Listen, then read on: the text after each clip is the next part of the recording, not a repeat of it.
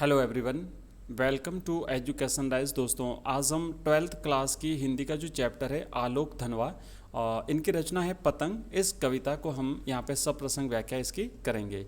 आइए शुरू करते हैं। सबसे पहले हम जानेंगे आलोक धनवा साहब के बारे में जान लेते हैं। उसके बाद में हम इस कविता का काव्य पाठ करेंगे और मैं आपको बताऊंगा प्रश्न कैसे बनेंगे, कहाँ कहाँ से प्रश्न बनते हैं, क्या क्या चीज़ आपको याद रखनी है, ऑब्जेक्टिव टाइप के प्रश्न कैसे बनते हैं और अति लघुत्रात्मक लघुत्रात्मक सारे प्रश्न कैसे बनेंगे, कहाँ से बनेंगे, मैं आपको इसमें कंप्लीट बताऊंगा।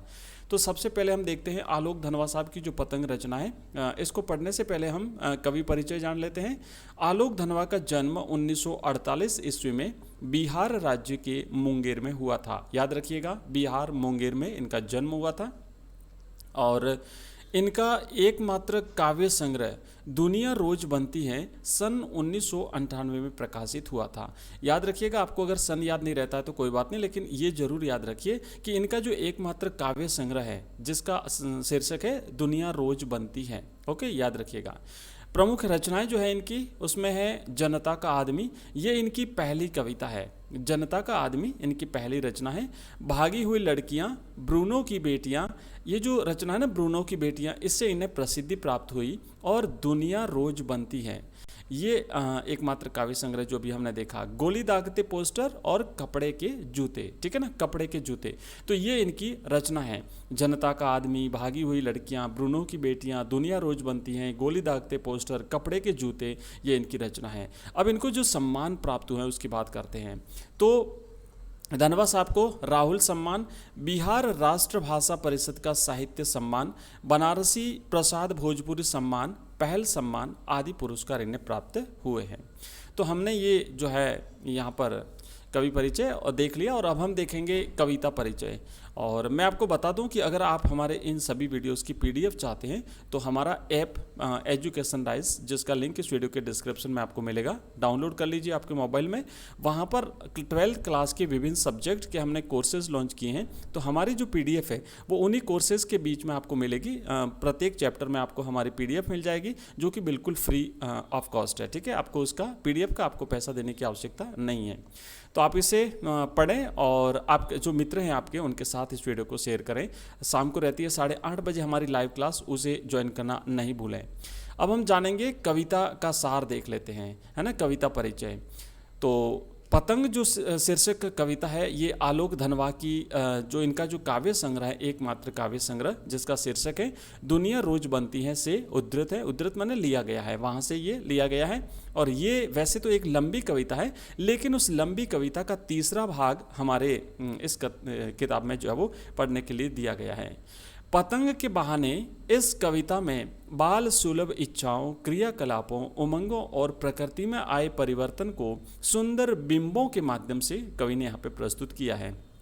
प्रश्न यहाँ से एक प्रश्न ये बन सकता है कि जो पतंग कविता है इसका सार क्या है, या फिर पतंग कविता का उद्देश्य क्या है। तो आप लिखेंगे कि पतंग कविता बाल सुलभ इच्छाओं, क्रियाकलापों, उमंगों और प्रकृति में आए परिवर्तन को विभिन्न बिंबों के माध्यम से प्रस्तुत किया गया है। इसको याद रखना आपको, ठीक है। आगे बढ़ते हैं।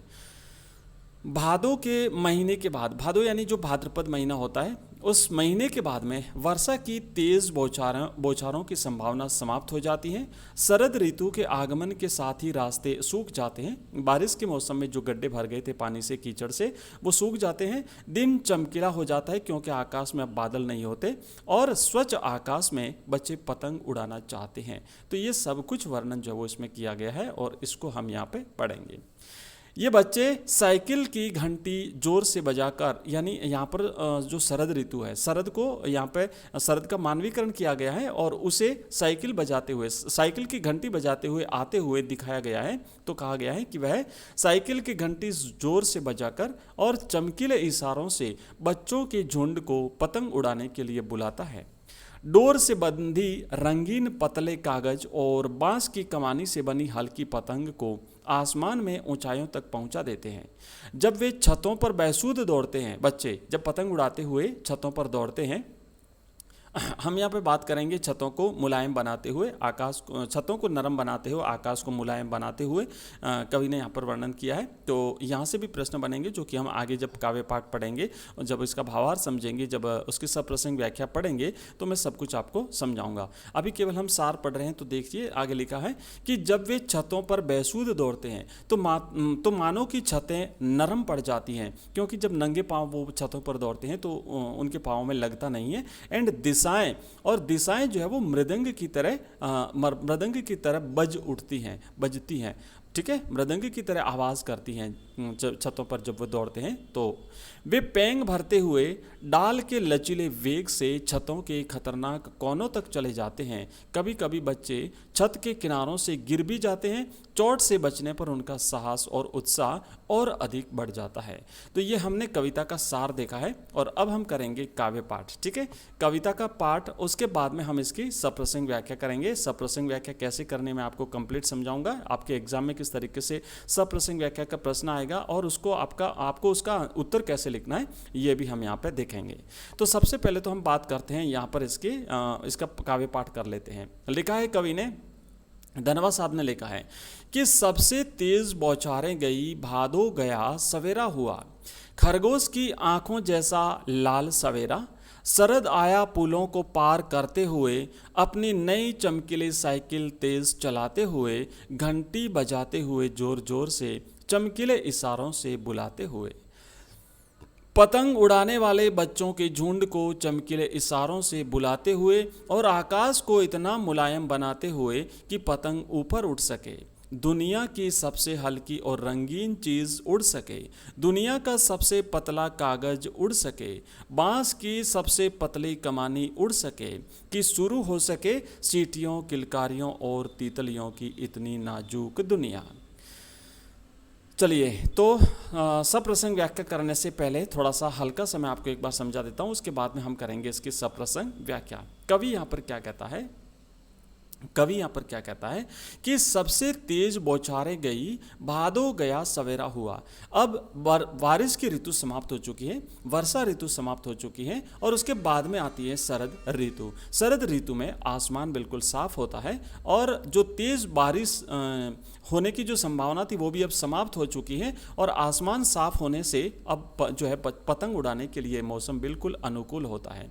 तो सबसे तेज बौछारें गई। अब जो बारिश के जो मौसम थे, बारिश के 2 महीने जो जब ज़्यादा बारिश होने की संभावना रहती है, ठीक है, तो श्रावण और भाद्रपद, तो ये जा चुके थे। भादो यानी भाद्रपद महीना बीत चुका था और उसके बाद में अब आश्विन महीना आता है। तो आश्विन महीने में शरद ऋतु का प्रारंभ माना जाता है और आकाश बिल्कुल साफ हो जाता है। तो कवि यहाँ पर क्या कहता है कि सबसे तेज बौछारें गई। अब भाद्रपद महीना पूरा होने के साथ ही तेज बारिश होने की जो संभावना थी वो समाप्त हो चुकी है और अब नया सवेरा हुआ है, शरद ऋतु का नया सवेरा। ठीक है, तो ये जो शुरुआती पंक्ति है, इसमें अगर प्रश्न पूछा जाता है कि पतंग कविता की शुरुआती पंक्ति में किस ऋतु की बात हुई है, तो शुरुआती जो पंक्ति है इसमें वर्षा ऋतु की बात हुई है, लेकिन उसके बाद आगे की कविता में सब जगह जो वो शरद ऋतु की बात हो रही है। ठीक है, तो सवेरा हुआ और ये सवेरा जो हुआ ना, ये सवेरा कैसा है, खरगोश की आंखों जैसा लाल सवेरा। यहाँ पर कवि ने सवेरे की तुलना खरगोश की आंखों से की है। ध्यान रखिएगा, खरगोश की आंखें लाल होती हैं, उसी तरीके से ये सुबह सुबह जो समय था सुबह का, ये जो सवेरा हुआ था वो भी बिल्कुल लाल है, आसमान पूरा लाल है, प्रकृति पूरी लाल है। कारण ये था कि सूर्योदय जो जब होता है तो सूर्य उस समय लाल होता है और सूर्य की उस लालिमा की वजह से पूरा जो है वो आसमान लाल लाल था, पूरा सवेरा लाल था। प्रश्न यहाँ से ये बन सकता है कि पतंग कविता में कवि ने सवेरे की तुलना किससे की है, तो आप लिखेंगे कि पतंग कविता में कवि ने सवेरे की तुलना खरगोश की लाल आंखों से की है।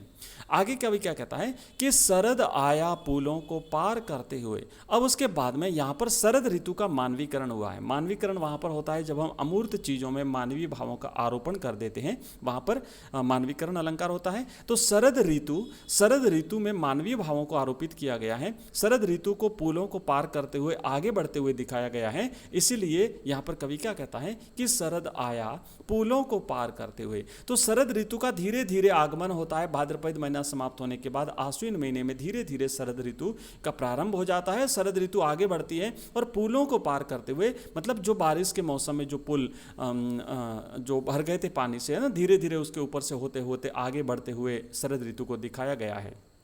साथ ही साथ कहा गया है कि अपनी नई चमकीली साइकिल तेज चलाते हुए। अब यहाँ पर आपको ध्यान रखना है कि चूंकि आसमान बिल्कुल साफ है, सूर्य की तेज चमकती हुई किरणें धरती की तरफ आगे बढ़ रही हैं, तो इन सूर्य की इन किरणों को यहाँ पर चमकीली साइकिल कहा है। अगर प्रश्न यहाँ से बनता है कि कवि ने चमकीली साइकिल किसे कहा है, तो आप लिखेंगे कि सूर्य की तेज रोशनी जो है या फिर तेज जो किरणें हैं, उन किरणों को कवि ने चमकीली साइकिल कहा है। तो सूर्य की इन तेज चमकीली किरणों पर सवार होकर के जो है वो शरद ऋतु आगे बढ़ रही है। ठीक है, तो साइकिल तेज चलाते हुए, मतलब तेज गति से सूर्य की किरणें आगे बढ़ती हैं, और घंटी बजाते हुए जोर जोर से, मतलब बच्चा जब साइकिल पे बैठता है तो साइकिल पे बैठने के बाद वह जोर जोर से घंटी बजाता है साइकिल के, चमकीले इशारों से बुलाते हुए। चमकीले इशारे यहाँ पर फिर से जो है वो सूर्य की किरणों को बताया गया है। आगे बढ़ते हैं। पतंग उड़ाने वाले बच्चों के झुंड को चमकीले इशारों से बुलाते हुए। अब जब ये मौसम शरद ऋतु जो है वो पतंग उड़ाने के लिए अनुकूल मानी गई है, क्योंकि आसमान बिल्कुल साफ होता है, आसमान में जो है वो आर्द्रता बिल्कुल समाप्त हो चुकी होती है, तेज हवा नहीं होती है, बादल नहीं होते हैं, और जो हल्की सी पतंग होती है वो आसानी से आसमान में उड़ सकती हैं। तो इस मौसम में पतंग उड़ाने वाले बच्चों के झुंड को वो शरद ऋतु अपने चमकीले इशारों से सूर्य की तेज रोशनी वाली किरणों से बुलाते हुए कि आइए और उड़ाइए पतंग, आसमान को इतना मुलायम बनाते हुए। आसमान को यहाँ पर मुलायम बनाते हुए, प्रश्न यहाँ से ये बनेगा कि आसमान को बनाया गया है, मुलायम बनाया है, नरम बनाया है, कठोर बनाया है, या उपर्युक्त सभी बनाया है। तो याद रखिएगा, आसमान को मुलायम बनाते हुए कवि ने यहाँ पर कहा है। आसमान को इतना मुलायम बनाते हुए कि पतंग ऊपर उड़ सके। अब आसमान को मुलायम बनाने की बात क्यों हुई है? इसलिए ताकि पतंग, जो कि दुनिया की सबसे हल्की पतंग कहा गया है, दुनिया का सबसे रंगीन कागज़, दुनिया का सबसे हल्का कागज़, दुनिया की सबसे हल्की कमानी कहा गया है, तो सबसे हल्का है तो वो ऊपर उड़ सके। ठीक है ना, कि पतंग ऊपर उड़ सके और दुनिया की सबसे हल्की और रंगीन चीज़ उड़ सके। प्रश्न यहाँ से ये बनेगा कि दुनिया की सबसे हल्की और रंगीन चीज़ किसे कहा है? तो दुनिया की सबसे हल्की और रंगीन चीज पतंग को कहा गया है। दुनिया का सबसे पतला कागज उड़ सके। पतंग में बिल्कुल पतला कागज जो है वो काम में लिया जाता है ताकि उसका भार कम होगा, और जब भार कम होगा तो वो आसमान में ऊपर उठेगा। बांस की सबसे पतली कमानी उड़ सके। और आपने देखा पतंग में, है ना, जैसे यह पतंग है तो यहाँ पर देखिए जो आपको ये जो डंडियाँ दिख रही है बीच में, ये बांस की पतली कमानी होती हैं। ठीक है, तो ये भी काफ़ी हल्की होती हैं, इसलिए यहाँ पर कहा है कवि ने कि बांस की सबसे पतली कमानी उड़ सके। और फिर जब पतंग आसमान में उड़ेगी तो बच्चे क्या करेंगे? बच्चे उमंग, जोश और खुशी के साथ में सीटियाँ बजाएंगे, किलकारियाँ भरेंगे, है ना, तो इस तरीके से नाचेंगे, झूमेंगे, खुश हो जाएंगे। तो कवि कहता है ताकि शुरू हो सके सीटियों और किलकारियों और तितलियों की इतनी नाजुक दुनिया। यहाँ पर कवि ने इन पतंगों की तुलना तितलियों से की है, क्योंकि तितलियाँ भी काफ़ी हल्की होती हैं, तितलियाँ भी आसमान में उड़ती हैं, तितलियाँ भी रंग बिरंगी होती हैं। इसी तरीके से पतंगें भी हल्की होती हैं, पतंगें भी आसमान में उड़ती हैं, पतंगें भी रंग बिरंगी होती हैं। तो इन्हें कवि ने जो है वो पतंगों की तुलना इससे की है। यह हमने इसकी व्याख्या कर ली, और अब हम यहाँ पर करेंगे इसकी सप्रसंग व्याख्या भी हम यहाँ पर कर लेते हैं। तो आपको ध्यान रखना है कि जब सप्रसंग व्याख्या के लिए अगर कोई पद दिया हुआ है तो सबसे पहले तो आपको ये पता होना चाहिए कि वो पद किस कविता से लिया गया है और उस कविता के कवि कौन है। आप लिखेंगे, सबसे पहले संदर्भ लिखना होता है। संदर्भ, प्रसंग, व्याख्या और विशेष, ये 4 पॉइंट होते हैं। अगर आप इस तरीके से लिखते हैं, सबसे पहले संदर्भ लिखेंगे, उसके बाद प्रसंग लिखेंगे, उसके बाद व्याख्या लिखेंगे, नीचे आपको विशेष लिखना है। विशेष में 2, 3, 4 पॉइंट आपको लिखने हैं, और जो आपने जो पद में पढ़ा है, जो चीज़ें कवि ने बताई है, सीधे सीधे वही लिखना है, ज़्यादा घुमा फिराने की जरूरत नहीं होती है। जब संदर्भ लिखते हैं आप याद रखिएगा इनके सबके अपने अलग अलग नंबर होते हैं। तो संदर्भ में आपको दो चीज़ें लिखनी है, दो चीज़ें लिखनी कि एक तो ये जो पद लिया गया है, जो काव्यांश है, ये जो पंक्तियां ली गई है वो किस कविता से ली गई हैं और उसके कवि कौन है, ये चीज़ आपको उसमें बतानी है, ये संदर्भ होता है। तो यहाँ पर लिखेंगे कि प्रस्तुत काव्यांश, आगे ये जो हमने ऊपर जो पढ़ा उसमें से अगर कुछ भी लाइनें दी जाती हैं तो आप लिखेंगे कि प्रस्तुत काव्यांश हमारी पाठ्य पुस्तक आरोह में संकलित कवि आलोक धनवा की कविता पतंग से लिया गया है। तो इसमें क्या है, दो चीज़ें हो गई, कवि का नाम आ गया, कविता का नाम आ गया और आपने साथ में किताब का नाम भी लिख दिया। अब हम बात करेंगे प्रसंग की। प्रसंग में क्या लिखा जाता है कि आपने ना सारांश रूप में आपको एक या डेढ़ लाइन में आपको बताना है कि इन लाइनों में इस या फिर इस पद में कवि क्या बताना चाहता है। उसकी संपूर्ण व्याख्या तो हम आगे करेंगे, संक्षिप्त में आपको उसका सार एक या डेढ़ लाइन में बताना है। तो यहाँ पर हम लिखेंगे कि कवि इस पद्यांश में वर्षा ऋतु की समाप्ति तथा शरद ऋतु के प्रारंभ का वर्णन प्रतीकों के माध्यम से कर रहा है। तो वर्षा ऋतु की समाप्ति की बात हो रही है क्योंकि भादो जाता है, भाद्रपद महीना समाप्त हो जाता है, उसके बाद में शरद ऋतु समाप्त होती है, तेज बारिश की बौछारें समाप्त हो जाती हैं। तो वर्षा ऋतु की समाप्ति की बात हुई है और शरद ऋतु के प्रारंभ का वर्णन कवि ने प्रतीकों के माध्यम से किया है। प्रतीकों के माध्यम से आप समझते हैं ना, जैसे शरद आ रहा है, पुलों को पार करते हुए आ रहा है, नई चमकीले साइकिल को तेज चलाते हुए आ रहा है, तेज साइकिल की घंटी को जोर से बजाते हुए आ रहा है। तो ये सब प्रतीक हैं। ओके, आगे बढ़ते हैं। फिर आपको करनी है व्याख्या। तो व्याख्या में क्या करेंगे कि कवि कहता है कि वर्षा ऋतु समाप्त हो गई है ना। कवि कहता है कि वर्षा ऋतु समाप्त हो गई है, तेज बौछारें गई, है ना, भादो गया, हुआ सवेरा। तो भादो के महीने का अंत हो रहा है, भाद्रपद महीना समाप्त हो रहा है और अब तेज बौछारें गिरने की संभावना नहीं है।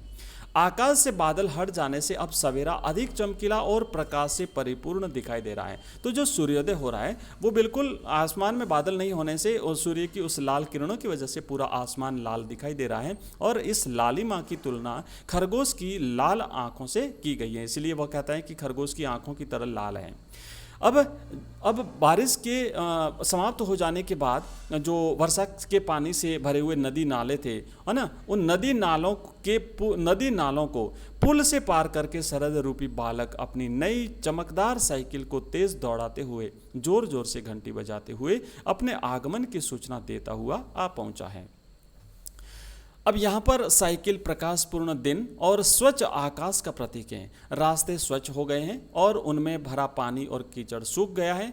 आकाश साफ हो गया है। स्वच्छ आकाश में पतंग उड़ाने के लिए संकेत के साथ यह बालक अन्य बच्चों को बुला रहा है। वह जानता है कि स्वच्छ आकाश में पतंग खूब ऊंची उड़ेगी। पतंग रंगीन और पतले कागज से बनी है, उसमें बांस की पतली लचीली खपच्ची लगी है, वह बहुत हल्की है। जब यह पतंग आसमान में उड़ेगी तो बच्चे खुशी से चिल्लाएंगे और सीटियां बजाएंगे। आकाश में उड़ती हुई रंग बिरंगी पतंगें तितलियों के समान प्रतीत होती हैं।